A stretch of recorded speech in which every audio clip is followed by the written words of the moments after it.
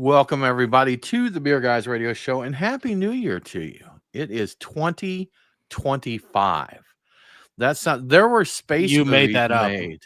I know. There were movies made about futuristic space in earlier years than this, like 2001 A Space Odyssey. Yeah. Isn't it 24 like years. 2020 is another one, or I think so. 2015? Yeah. A lot of that stuff. I don't remember. Like there's random dates sprinkled throughout. Yeah. Didn't like one of the Terminator movies, like the year that they went sentient or whatever, that happened already? Like the year that the rise of the machines or whatever. I don't even remember. Wasn't it a couple years ago that they hit like the year that the Back to the Future guys went to when they went to the future? I forget what year that was, but probably, yeah. It's probably I forget now. Maybe longer back than I think. But yeah, I mean, we're living long enough to see the future, guys. It's crazy. It's not as cool as the movies led me to believe it would be. No, or old magazine articles either. You know, you look at the stuff in old magazines and they're talking about what's going on in the future and, you know, flying cars and stuff and all the predictions they make. But it's also kind of interesting to see predictions that they make and they kind of get it right. Like I think I've shared the story before about an old AT&T commercial like from the 80s or something that said something to the effect of would you like to be able to tuck your kids in at night from the other side of the country? And it shows them making a video call, but where they missed the mark, it was a payphone. They were at a payphone making a video call. So close. I don't think they thought that through. There's a whole like privacy situation there. Do you want people walking by in the street looking in at your kid in bed? I'm like, that's I guess weird. So, man. I guess kind of weird. Yeah. Yeah. I mean, they do it now. People walk around FaceTiming and everything. So I guess almost the same as a bank of payphones. And probably, I don't know if you remember it, the place I remember it the most was airports. They always had a bank of payphones and they'd have a little booth. So you had like your little privacy area there. But the future is now. The future is now. Whenever I think about the bank of payphones, I always think about the movie Airplane, where all the reporters go running to the phones all at once, and it knocks the whole thing over. Yeah, I don't know why. That's crazy. How old I am. Yeah, I remember when payphones were a dime to show how old, and then then they became a quarter, and then just non-existent, unnecessary. Used to be able to play pinball for a nickel. You did. Arcade, heck, even video games now are like $1. Some of them. At least crazy. Well, everybody, we hope that hope 2024 was good to you. It was a challenging year for me, some good stuff, but you know, had a fair bit of challenges. And the past month, y'all probably noticed I've have not been on a couple of shows, had some things to deal with, but we're here and we're coming into the new year strong. So it's going to be a good time. And you know, with that said, I forgot we're doing the show yet, so we're going to jump into the podcast. I imagine it'll be a little light live stream tonight. It is New Year's Day, you know, so people probably recuperating. But with that said, you have let us know what you're drinking. Have any questions, comments, predictions, resolutions? Let us know. We'd love to chat with you there. And with that, we're going to jump into the podcast here. Let me see. It's been so long, I forgot. This is my part here. And they've changed our software since last time I was here. So to that, but I think I got it. All right, guys, here we go.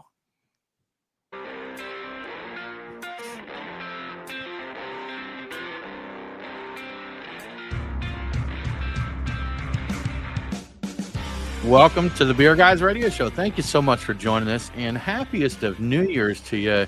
It is now 2025. Guys, this is a big show for us. This is our 9th anniversary episode. 9 years. So we got to keep at, hopefully craft beer stays alive for another year, because I think it'd be cool to make it to at least 10 years, you know. That would be nice. As long as people keep tuning in and drinking beer, then we're going to be okay. But it's 2025. We're here. We made it many years, and hopefully it's a good year with lots of good beers ahead of us. But I am Tim Dennis. Brian Hewitt, how's it going? I'm doing really well. How are you doing, Tim? I'm good, man. I'm good. I'm better. Yeah. You know, we were chatting just before we went on the air. For those that listen to the show on a regular basis, you probably noticed I've been a little absent, over the last 4 shows or so, and had some challenges, some medical challenges in December. Spent a little time in the hospital, Brian, which I know you're aware of, but I'm actually feeling really good right now, feeling better than I have in quite a while. So, maybe we had to get in there and get a kickstart of the system to get going again. But right now, Brian, I am doing well. Thank you. You're starting 2025 off on a good foot. Starting on the right foot, man. I went and had some pho today. I was like, you know what? I'm going to go have one of my favorite meals and get out a little bit and just, let's kick it off right. Let's rock and roll. So, Mike, Nate, how are you doing? Doing all right. 2024 was really hard for me, so very excited to have that in the rearview mirror. And kicking off 2025 with another round of dry January. So a different definition of doing it right, I guess. Depending on yeah. I know. So there was a lot of discussion last year around dry January, and especially for those in the craft beer community, because breweries are struggling. We know this. We see them close all the time. We've had a couple just in the last month here in the Atlanta area. Torch Top was one. Yep. That was a really good place, and not close to me. I didn't get down there often, but we knew the guys, that started the place. I believe I meant to look back and see, but I think we used to have a tradition at the Atlanta Cask Ale tasting. We would sit down with 2, 3, or 4 of the breweries in planning and talk about them coming and what they're opening up. If I remember right, did we have those guys on before they opened? Do you recall, Brian? If not, we have talked to them.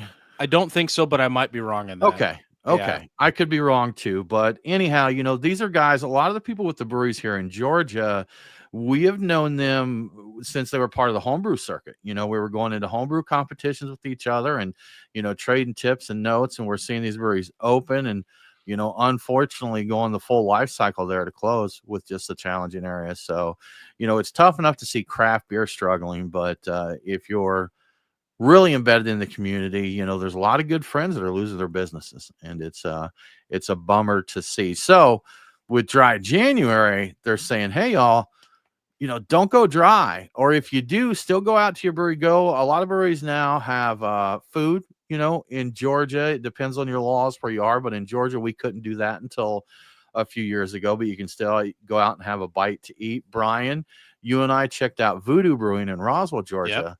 Recently, and again, related to my medical issues, I'm on some medications and can't do alcohol right now. They're like, hey, we've got mocktails and NA beers here, so you can still go out and support your local brewery, even if, like Nate, you do a dry January. So don't drink alcohol if you're doing a dry January, but still go out and enjoy your local brewery or brew pub.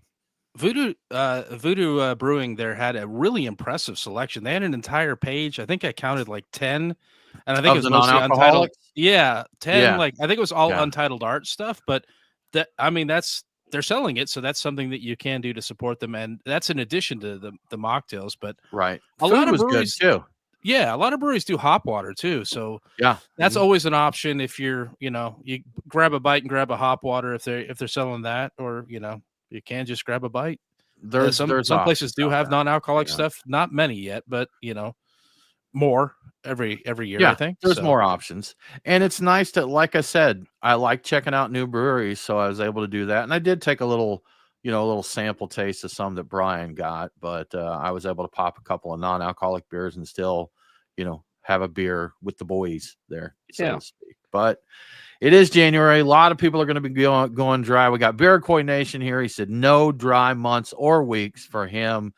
He's rocking and rolling there. So good stuff, man. Enjoying those beers. Well, Brian, I don't even know what the heck's going on. I'm catching up. I'm getting back in. And I tell you what, let's start this off. Did you make any New Year's resolutions, Brian? I really didn't. I kind of did it, and I decided on something. I don't like doing New Year's resolutions. I get an idea as I'm hitting the end of the year frequently of something I'd like to start doing. I'm attempting to up my steps per day in terms of walking. I'm still working on the exact lower threshold that's acceptable, because I don't want to make it impossible. I don't want to make it so hard that every time I fail, I feel like an idiot and I quit. I want to make it so like it's easy to keep it going, and then with an idea of targeting. I'd like to get nail 6,000. I really like to hit 10,000 because I hear that's a really good threshold for overall Right. health. But Yeah.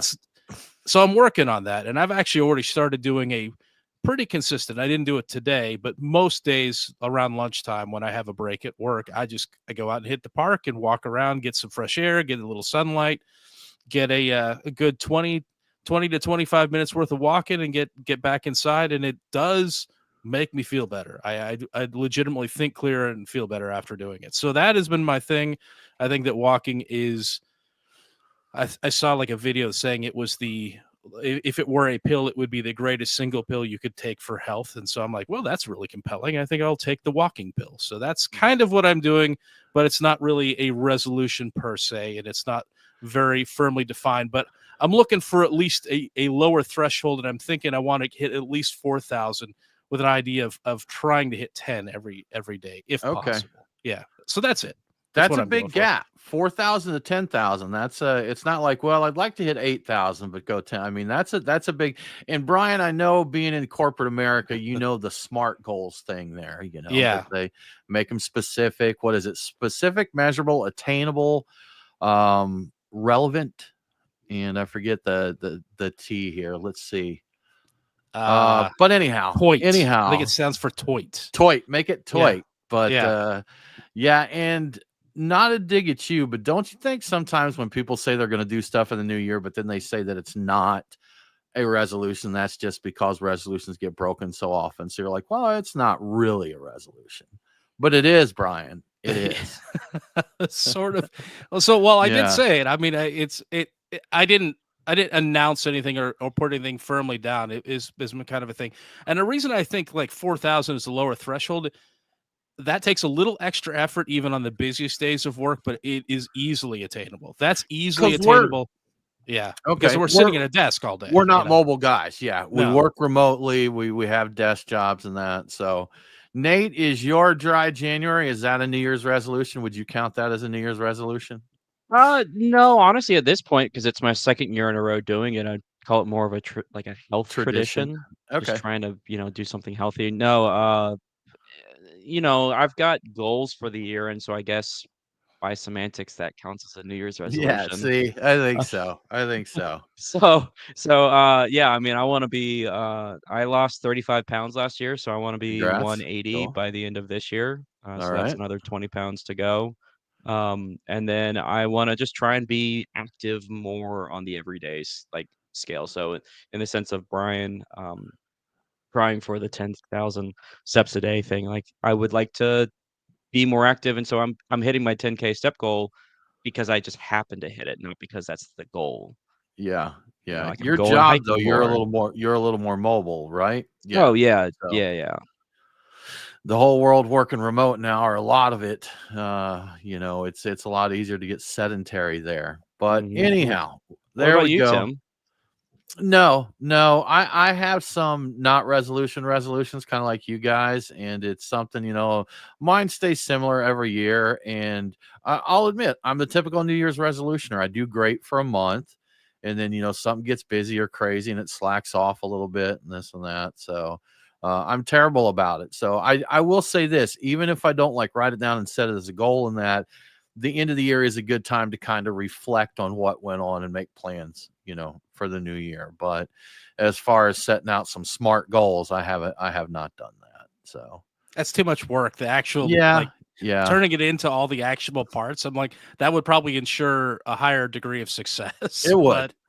And I mean, that's proven science, or whatever you want to say. If you set attainable small, Brian, you could say, hey, I'm going to make sure I'm going to hit 4,000 steps in January every day. And then, February, this is going up to 5,000. So, if you consistently hit your 4,000, it does reinforce you to try and go that extra mile. But with that said, let's talk beer, guys. We are here to talk beer.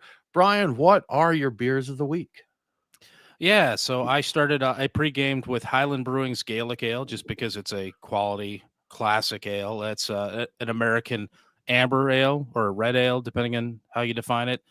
I am currently drinking Maine Beer Company's Lunch because I saw that on the shelf, and I'm like, yeah, I haven't had that in a while. They call it their East Coast version of West Coast IPA, and it's great. Okay. It drinks really nicely, quality beer. And if I get around to it, Silver Bluff's Hazy Holiday IPA, which is a New England IPA made with spruce tips, because I was in that area over Christmas. I picked up some, and I try to drink that every year. And I love a spruce tip beer. I will always drink one if I see one. So that is what I am doing. How about you, Tim? What do you have going on? So, as mentioned, I have to avoid the alcohol, but it doesn't mean I can't have a drink. So, I have from Best Day Brewing, I have their Nature's Pills. And for those watching the live stream, there's the can on it there. So, Brian, pretty good, I'd say. I'm sipping it now. Talking about non-alcoholic beer, we've said this many times before. There's some that do get really close, but I don't think I've had many that you don't know that it's a non-alcoholic. We've talked about that before. So it does have that NA character to it, but it's drinkable. And again, if you're in a position where you choose not to or can't have alcohol at the time, I think this would be a solid option. So, Nate, what are you NA-ing on today? So it is holiday thematic from Redburger Group. I'm drinking their Santa Claus Holler NA Holiday Ale. Just a nice little spiced guy. It's got Santa Claus on Okay. the front label. This is a beer that does not really taste like a beer, so I don't know if it qualifies as a beer, but it's an NA brew. So Okay. um, Is it heavily spiced? yes, it's Okay. definitely I Gotcha. get more spiced like holiday spices than I get beer out of it. Okay. Yeah. That's something I've talked about a lot. I like spiced beers, flavored beers, adjuncts, whatever you want to call it, but I still want to know the beer is a beer. And Mhm. that's one thing when I don't think they're as cool as they were, but maybe 2 or 3 years ago when the fruited smoothie beers. I haven't heard smoothie IPA mentioned in a long time, It's but been a minute. we went up to Brew Pub Cherry Street, and they had I think an orange dreamsicle one, and I drank it, and I'm like, this is fantastic. And it was a very nice orange creamy drink.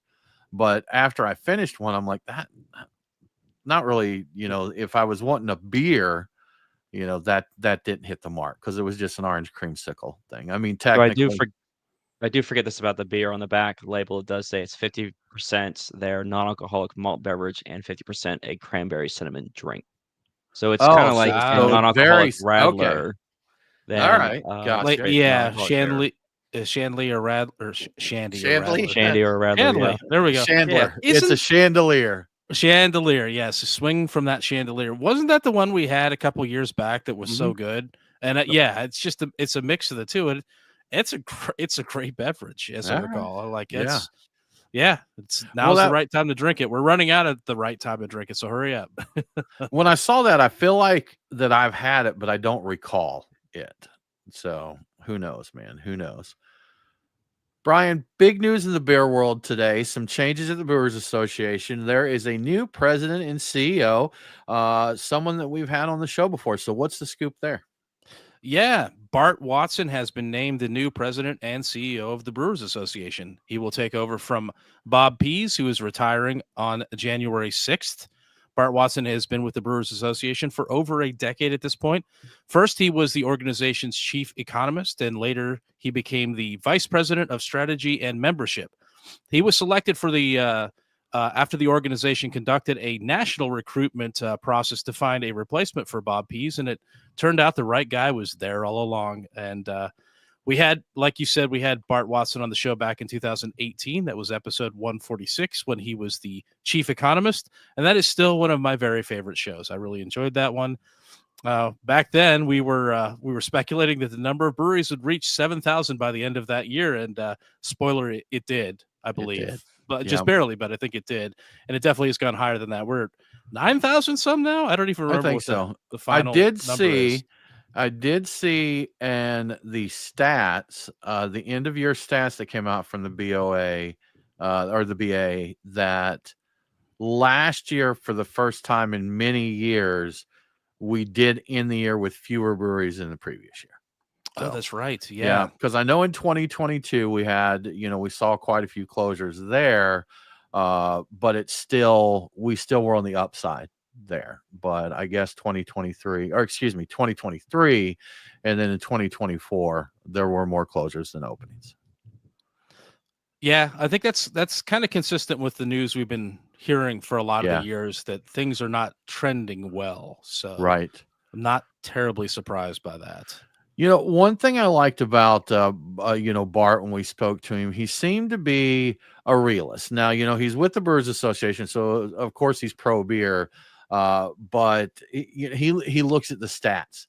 He looks at what's there and makes the most of it. So, based on my limited knowledge of Bart, what I've seen, following him on Twitter, I see his reports. I've been on some of their media calls that they have.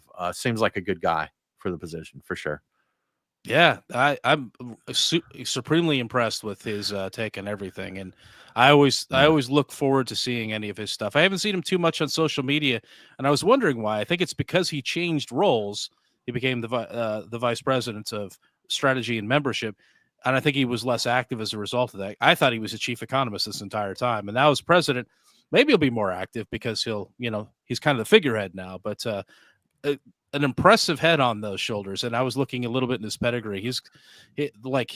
Where he went to school and all the things he's done. It's incredibly impressive. So the Good guy knows stuff. his stuff. He's solid. So Go yeah, beer, go. Yep. good choice on the part of the Brewers Association. Yeah. Yeah. Yep. So Brian, do you remember internet forums? Yeah, that was kind of a big thing. I want to say late 2000s, The before aughts, as they the say. aughts. Yeah, Yeah. the mid to late aughts, that was the hotness where you'd find a forum of something you liked. And back in those days, for me, it was heavily cigars. And you get in there and there would just be a tremendous amount of people interacting and talking about, what you are doing with your given thing that day. Like Right. kind of the threads of what are you drinking? Back then it was what are you smoking? There's a Yep. lot of stuff, and if you're into fragrances, I'm sure it's what are you spraying? I don't know Yeah. if those What forums was even exist. what was it before forums? Was it like a listserv or something? And there was like online message boards. But anyhow, in one form or another, these things have been around for a while. I think now like Reddit is fairly popular for most any hobby. There's a Sure. subreddit that you get on. As an old dude, I'm still in some Facebook groups, for my hobbies that are they say it's old people in Facebook, but it's pretty active there with a lot of stuff. So I think with the selling of stuff where people are turning things over, I think yeah, you get people from all ages still doing that. The still getting that marketplace or there. whatever they call it. Yeah. I think that's still Yeah. pretty popular. But with that said, Brian, there are, of course, beer forums. And, we got started at homebrew forums. There's homebrewtalk.com. And a couple of the big beer forums were Beer Advocate and Rate Beer. And I haven't heard a lot mentioned about those recently. And I think both were acquired. And with that said, there's some news on Rate Beer this week. Yes, there is. And Untapped and Beer Advocate are all tied in together under the Right. same parent company. So yeah, they were acquired or acquired other things. I don't know how that went. But yes, Rate Beer. According to a public notice on the popular beer rating website and forum, like you said, Rate Beer, the website, will be shutting down on February 1st of 2025. No reasons were given for the shutdown, but users are encouraged to download their data from the website by January 18th. So this thing is going completely offline. In 2019, AB InBev's ZX Ventures fully acquired Rate Beer after making an initial investment back in 2016. And I believe back in 2016, there was an exodus of users when AB InBev first bought into Rate Beer because people had real issues with that. Like craft and the difference between big beer and craft was a huge, huge thing for people back then, more so than it is today. And I'm not sure if the site ever really recovered from that. I think they lost a lot of their user base. The shutdown of Rate Beer comes exactly 2 years, I think, to the day after the shutdown of AB InBev's ZX Ventures, which had been the company's investment and innovation arm, or really their craft brewery shopping division, is what I kind of think of them as. So, so the organization that bought them, they outlasted that. So it's not too surprising that they cut them loose, but Yeah, a lot of people are probably second guessing, hey, we're going to cozy up with AB InBev and they'll support us and they'll keep us going. We won't have to worry about the future because we'll have all that money. Nah, it's not working out that way. Not at It all is for a not. lot of these. Yeah. It is not. Now, I do wonder though, talking about money, uh, I wonder how many people who have been bought by AB InBev. I still bet that it was financially beneficial, Oh, for sure. but it's got to hurt to start a brewery and then just kind of toss it to the side. We're seeing it now with all of the ones that the group that bought Sweetwater Oh, Terrapin, Tilray. with Yeah. Tilray. I was going to say Afria, but I was like, no, that was the one before. They're one piece of a corporate machine, man. Sure enough. And it is, it is tough being part of a forum like Rate Beer and it being shut down. They become communities. I mean, you get to know friends on there, and even if those and Brian, we saw it in the cigar forum days. There were three big ones, and some were shut down. And so I think the same thing there. Didn't somebody come in and buy like the three biggest cigar forums and try to force merge them together? Yeah, gosh, it was awful. And then it went under at some point, Yep. and all of that's gone. Yeah. Yeah, crazy. Those But are yeah, very so that's a those are bummer, very man, because they do become communities. You make friends on there and Mhm. they all have their own personality. and they're very tribal. I remember that you have a forum and it has a culture, and some forums had a culture that you didn't agree with, and so some people were like back in the day, when there was a couple of like people were like, I very much like it here, I don't care for the other one, and vice Yeah. versa. Yeah. So you'd run into that a lot, and that's a little area of culture that's now gone. Those people will maybe wind up going to Beer Advocate, or maybe just quit, just maybe not be involved in that at all. Because once you get burned like that, where you've contributed to this whole culture, this whole community, and just gets not wiped out, it turned off the lights and it's gone. Why would you want to go out and do all that work and invest all of that part of yourself into something else that somebody could just turn the light off on? So Turn the switch off, man. Yeah. Yeah, And that's you know rough. what?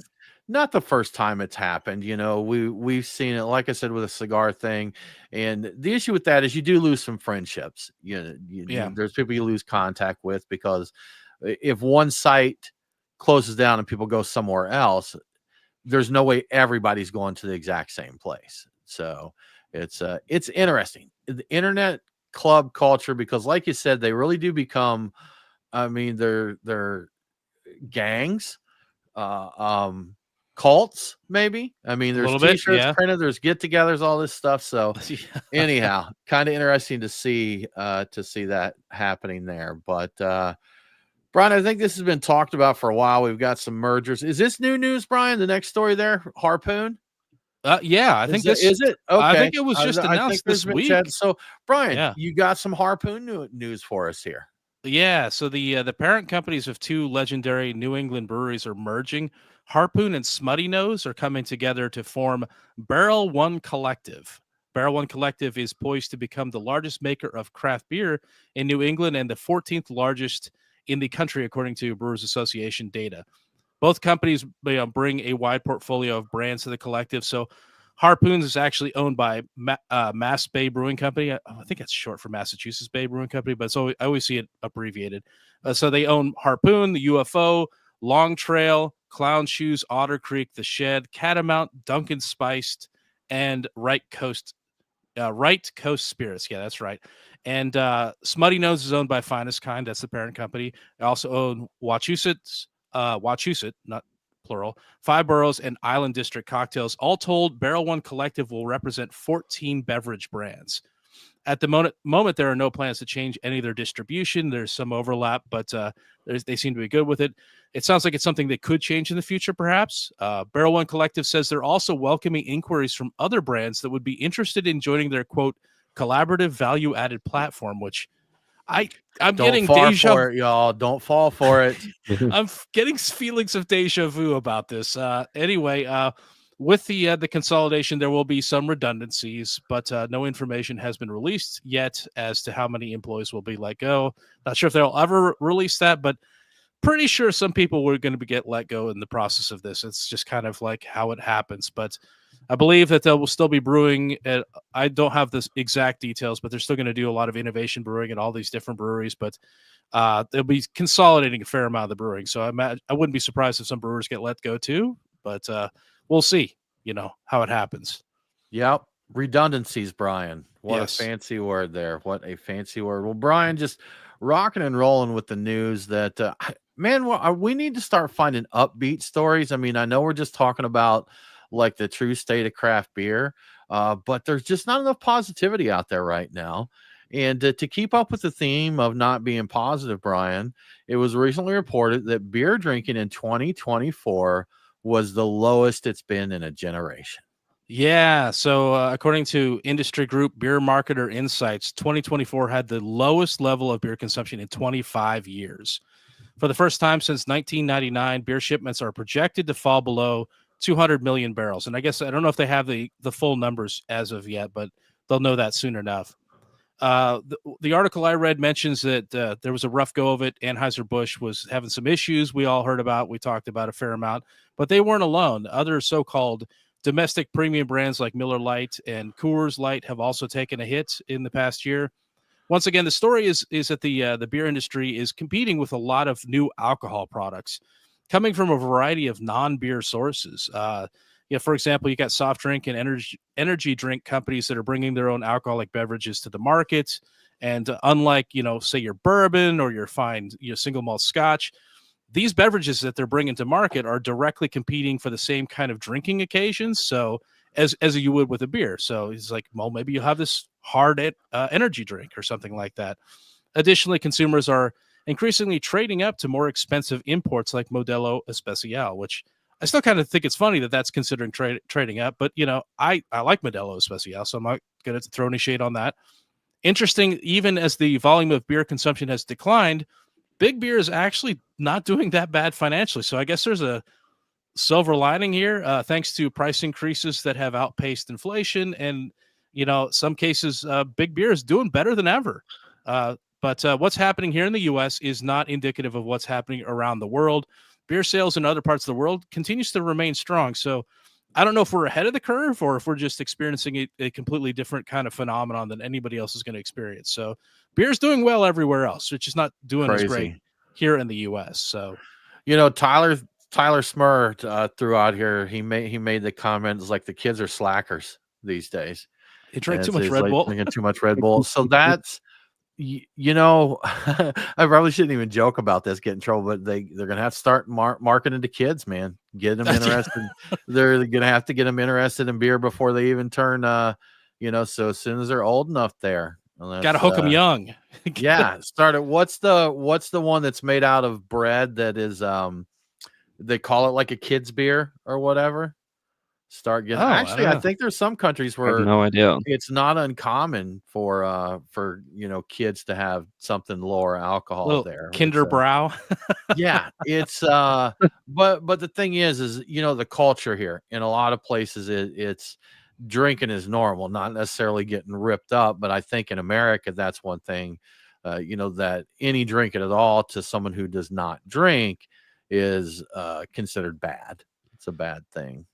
I think we have a borderline unhealthy obsession with health right now, and that's part of it. I know that sounds weird. I don't know that we do, man. Maybe obsession with it, but I don't know that we're following our own advice here. Well, yeah, I know I'm not, but I think that a lot of people aren't drinking because they are a little over obsessed with everything healthy. Yeah, maybe. Yeah. Maybe that's a good thing, though, man. Maybe we need to get a healthier generation since America, we are known as one of the fattest countries, and we eat all these processed foods and everything. So maybe it's good. Kids, you know what? Beer can be healthy. I mean, you don't have to not have a beer if you're trying to be healthy there, especially if you choose the right one. All natural ingredients. There you go. No fillers, no preservatives. Do we want it to be like Gen Z to be the ones that lived to 120 though?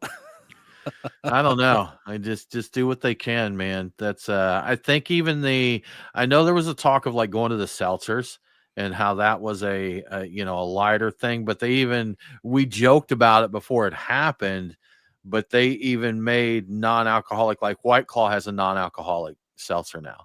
I'm like, Mhm. it's So seltzer. seltzer, right? Yeah, it's seltzer. I'm like, Because this used to did be this a really happen? non-alcoholic thing. Yeah, like that. The Ah. addition of alcohol is the addition. You know, What beverage that's not alcoholic right now do you think they should make alcoholic? alcoholic chocolate milk. Milk. I definitely Yeah. think Oh, we need some boozy milk there. that just sounds wrong. Well, eggnog, it's basically, Okay.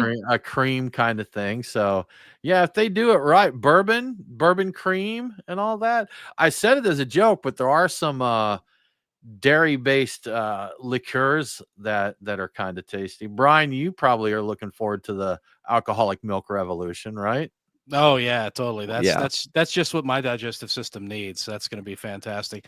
I do like the combination of and I don't know that anybody really packages this, and it may be some legal reasons behind not doing it, but like the coffee drinks, the boozy coffee drinks, I'm a big fan of those. But Don't they have I think maybe related to your story here, isn't Duncan spiked? Isn't that alcoholic Nate, would you hit the Google machine for us and see Yeah. what Duncan spiked is?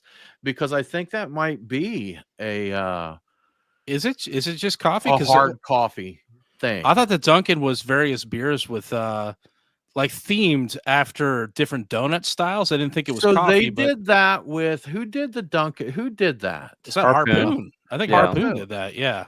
But I think they've already spun off there and do their own thing. Could be mistaken. Nate'll confirm for us here in a minute, but that is So on here, the Harpoon Dunkin' dozen is uh, coffee flavored beers. So they've got their blueberry matcha IPA, their maple creme blonde ale, and their midnight American porter. and that's looking up Duncan spiked, Nate. Let's looking up Harpoon Dunkin' spiked. Let's see. Okay. Hmm. Duncan spiked. Dunkin' spiked. Real coffee or tea, natural flavors, malt base, and no dairy. Iced coffee and iced tea varieties with 4 flavors of each. There you go. There you go. Uh, Hard coffee and tea, Brian. And here, since we're talking about it, they have a Dunkin' spiked slightly sweet iced tea, Dunkin' spiked half and half. They have a strawberry dragon fruit too. It looks like they're only mentioning the teas here. This is the AI generated, Google's AI generated, and sometimes it gets it wrong or just totally makes stuff up there. So Could be I hallucinating. wrong. How about some Because hard carrot juice? That's good for you, right? there you go. Get Okay. a little Hard hammered on wheatgrass juice Yeah, there. that's right. Turn your hard carrot smoothies juice. in, start adding a little shot to the smoothies there. Yeah, Having why a not, good right? go with it. So yeah. So anyhow, yeah, there we got off the rails a little bit, but there's some options out there. Brian, before we move along, how about we give a shout out to our sponsor? Yeah. So it's a new year, as you may have heard, and there are new beers to be had at your local Truck and Tap. But I could have just as easily said it's a new week and there are new beers to be had at Truck and Tap, because there are always new beers to be had at Truck and Tap. So let's get into my beer picks for the week, and they're going to be new ones. At Truck and Tap Woodstock, I'm going to go with the Heavy Seas Red Eclipse. It's a bourbon barrel aged vanilla cherry stout. I've never had it before, completely new to me, and it sounds like, how could it not be good? Vanilla cherry stout sounds great. At the Duluth location, I'm going to get a pour of Creature Comforts Jungle Bird. It's a fruit beer that's inspired by the Jungle Bird cocktail. They say that the funky notes from fermented molasses and bright fruit together will transport you to Malaysia. I love cocktail-themed beers. I'm also a fan of Malaysia, so sign me up for that one. I need to get some of that. I've never had that one either. I see it on the shelves. I didn't realize the tie into Malaysia, so I'm definitely going to have to get that. At Truck and Tap Alpharetta, my pick is Omegang's Barrel Aged 3 Philosophers. I don't think I've had that one either, and I'm all about barrel aged quads. Reportedly, it tastes like caramel, fruit with pits or pitted fruit, whatever that is, molasses, and vanilla. And I think I like the sound of all those things in a glass, so I would be getting that. And finally, the Lawrenceville location is pouring Goose Island's Bourbon County Backyard Stout, which is an imperial stout, barrel-aged stout, with mulberries, boysenberries, and marionberries. So all the most interesting of the berries. The window for Bourbon County beers on tap is pretty quickly closing here, so it's a good idea to get a pour of them when you can if you'd like one. So there's your opportunity at the Lawrenceville location. But if you'd like to check out the tap list for yourself and make your own picks, you can do that anytime, day or night, at truckandtap.com. While you're there, you can also check out what food trucks will be on site when you visit and what events will be happening. Truckandtap.com will give you all the information you need to plan your next visit. Thank you to Truck and Tap for your support. Thank you, Truck and Tap. You guys are the best. Yep. We love you. So, Brian, we have some news here in the chat in reference to your hard carrot juice. Hard carrot juice? Mersey Beers, we need some more info here because he said alcoholic carrot juice is carrot wine, very much a farmer's drink. And I don't know if we're getting trolled here or if there really is a carrot wine. I know. I went out. I looked it up. It's very much a real thing. Okay. Is it really? There you go, Okay. Brian. We've already got your hard. While root juice. vegetables don't carry enough natural sugars to actually ferment out an alcohol, carrot wine, there's a lot of recipes when you look up carrot wine. I'm gonna be beets. Beets are higher in sugar. So yeah, I know you can that ferment they use those. that. So carrot wine, I'm going to be seeing double, but my eyesight is going to be so good. Like it'll be seeing double clear, crystal clear double of there, everything. Man. It's going to clear be amazing as day. Can't wait. Yeah. Then see, 3 Taverns here said hard milk could be an issue with the bird flu and cows there. See, great ideas. There's always something getting in the way of great ideas. Exactly. Terrible. We think, 3 Taverns, they do some lactose, like some of their sour beers there. So 3T, I think you guys are the ones to take up the mantle and just do a straight hard milk there. I think they could be the ones. It'd be good stuff there. Well, Brian, more bad news in beer. We're running out of Guinness. You know what? This could be a good story too. But anyway, apparently Gen Z is drinking Guinness dry in the UK. Recently, Diageo, the parent company of Guinness, was forced to ration orders of Guinness to British pubs due to the astronomical rise in demand. So it's kind of a good story for Guinness anyway. And that's with their breweries working at full capacity. So they're not scaling down or anything. They're churning it out as fast as they can. Apparently, splitting the G is still very hot in social media, and various influencers are still on their Guinness hype train. So it's getting a lot of love online. Of course, the situation isn't permanent. Nothing ever is with this kind of growth. And Diageo is investing heavily in the St. James Gate Brewery in Dublin. They're building a new $200 million brewery in Kildare, Ireland, which should start producing Guinness in 2026. Hopefully, the kids will still be splitting the G in 2026. There's nothing for us to worry about here in the U.S. yet. The rationing is only happening in the U.K.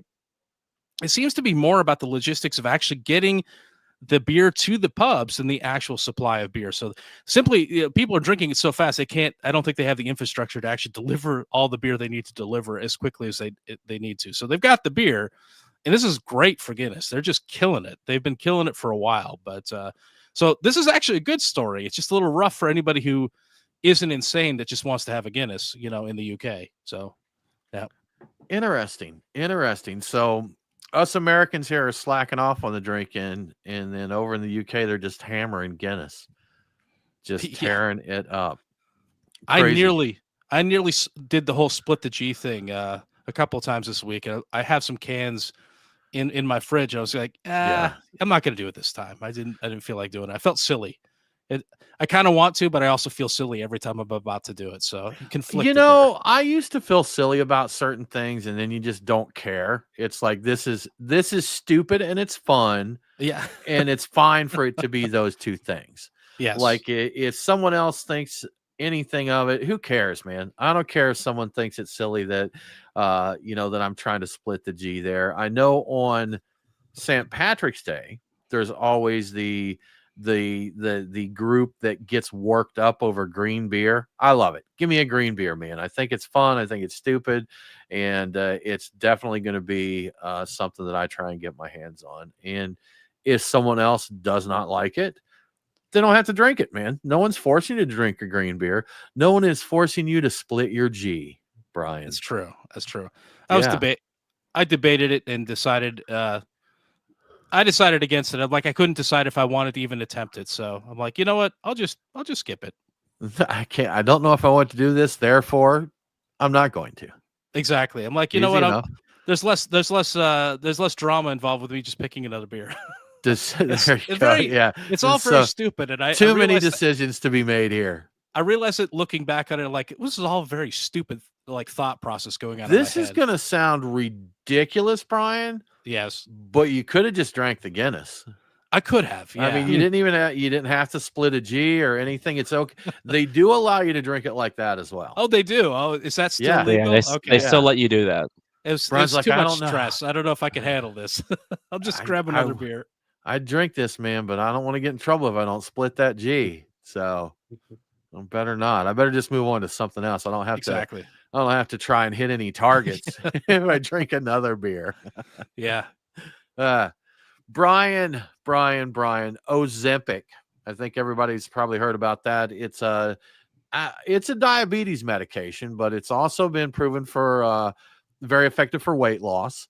So even those without the diabetes are trying to get these drugs and others in this class, this family of drugs. I actually saw a news story where the actual brand name drugs, there's a shortage of those. And there's people with diabetes that are going without these drugs because there's people that want to drop 40 pounds that are getting them and taking them, to the point that people are going to what's called a compounding pharmacy. Do you know what that is, Brian?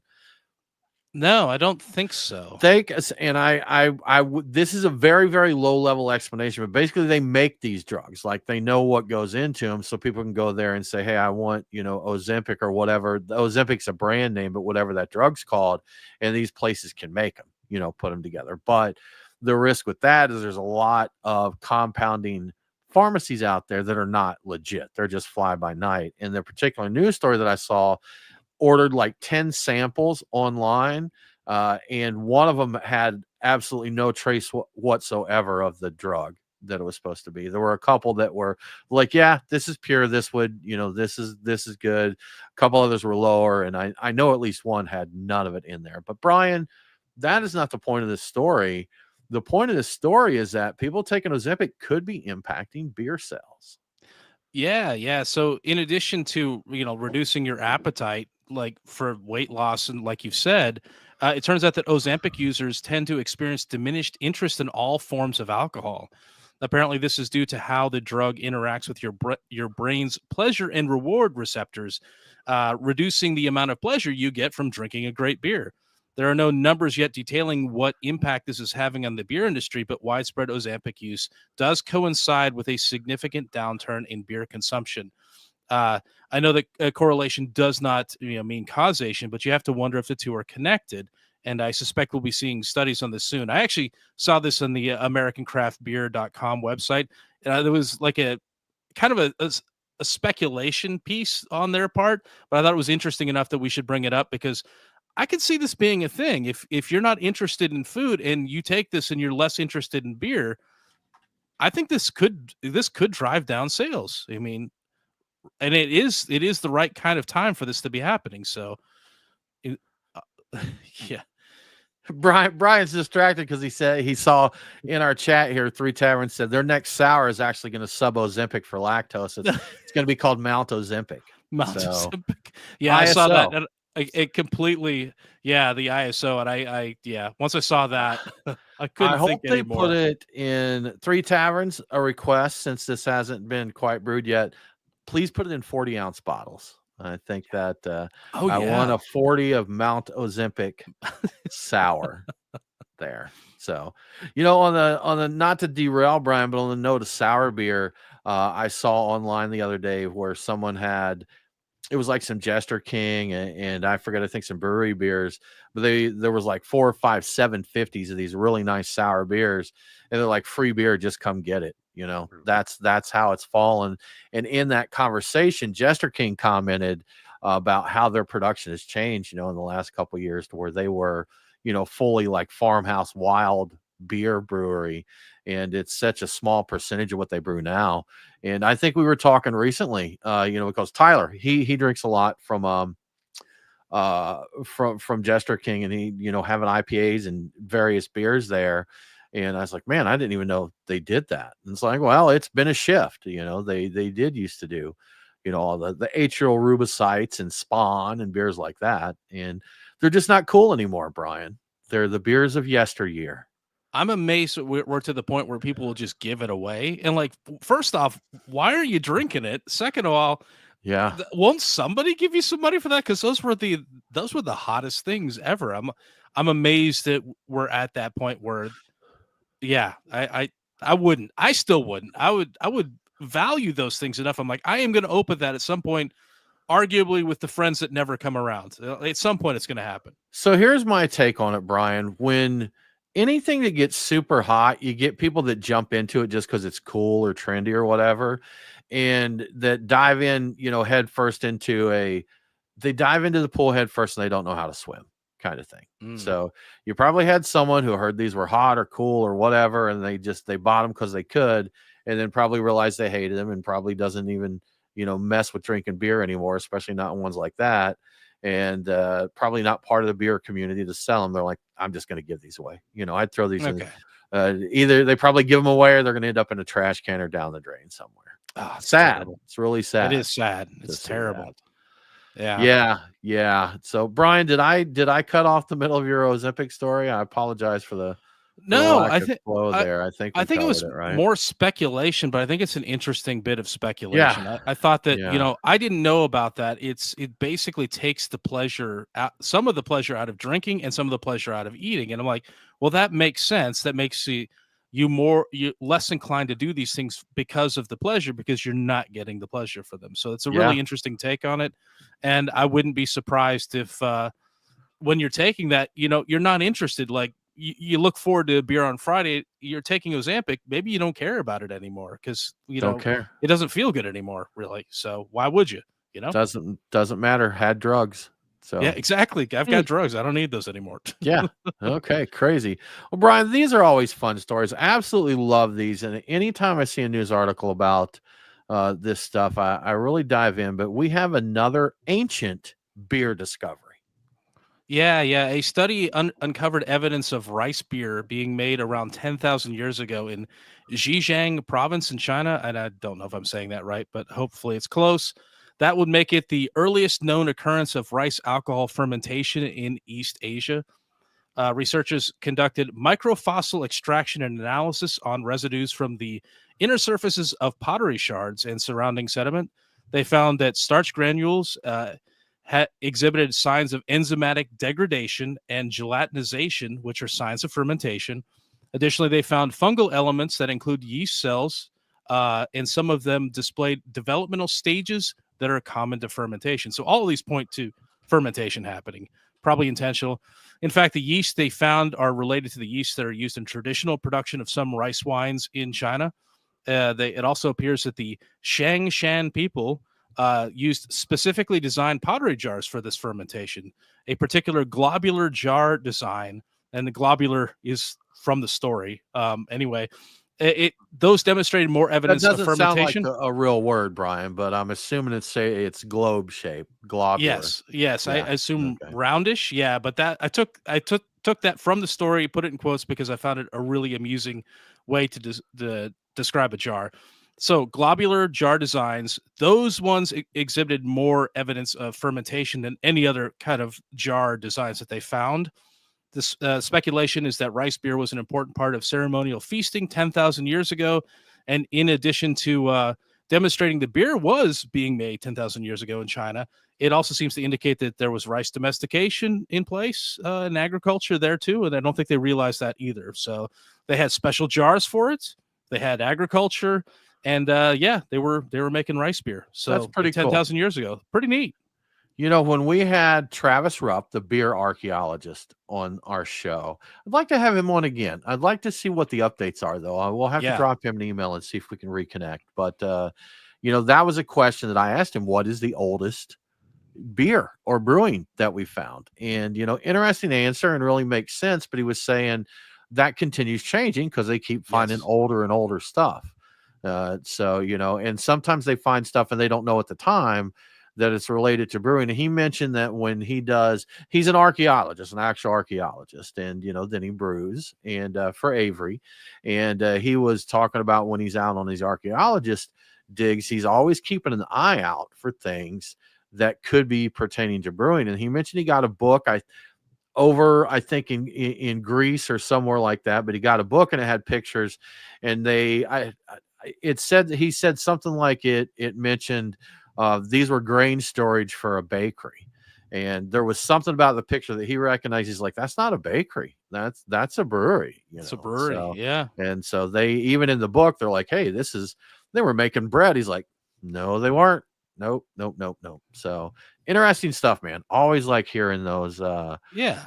ancient beer stories there. Well, guys, I believe that wraps up our first show of 2025. Again, cheers to you guys. Pat on all of our backs here. 9 years of Beer Guys Radio. Yeah.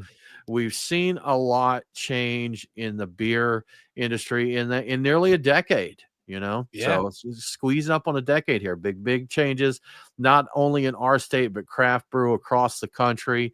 And it's been a ride, man. We've had some good times. We've met a lot of good people. So cheers to us for 9 years of Beer Guys Radio. It's been pretty good. And y'all, cheers to all of you for following along, listening, chatting, hanging out with us. We greatly appreciate it, because if no one was listening, we'd probably still do this just to, sit and BS with ourselves. But, we appreciate that you tune in and check out the show. We very much do appreciate it, supporting us and sharing the word and that. So if you do enjoy the show, again, share it with a friend. Tell someone else to give a listen. We'd always love for more people to listen. If there's something that you would like to hear us chat about on here, drop us a line.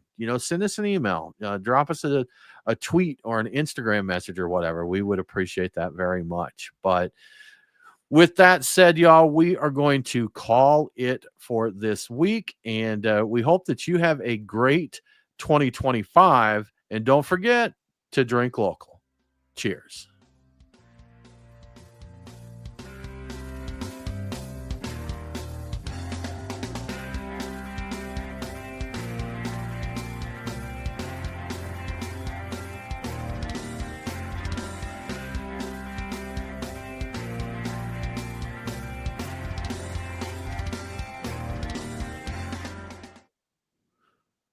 Clear.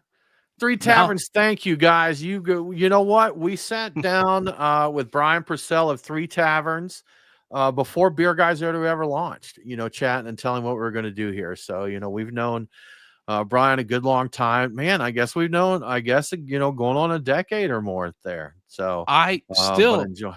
This week I used my Three Taverns glass that I got from Brian before the brewery opened. It's got some nicks in it, but I used it because it was the best suited shape of a glass for the particular Belgian beer I was drinking. So I'm still using that thing probably 10 years. I don't know how many years, 12 years later. I don't know how long it's been. Many moons later. Good stuff. Well, y'all, Instagram is going to boot us here, so we're going to end the live stream before we do get the boot. But thanks, y'all, for following along with us here for 9 years. And we definitely hope to keep on doing this for a while. So keep drinking beer, drink more beer, so we have more to talk about there. Yep. And thanks, y'all. We'll see you next week.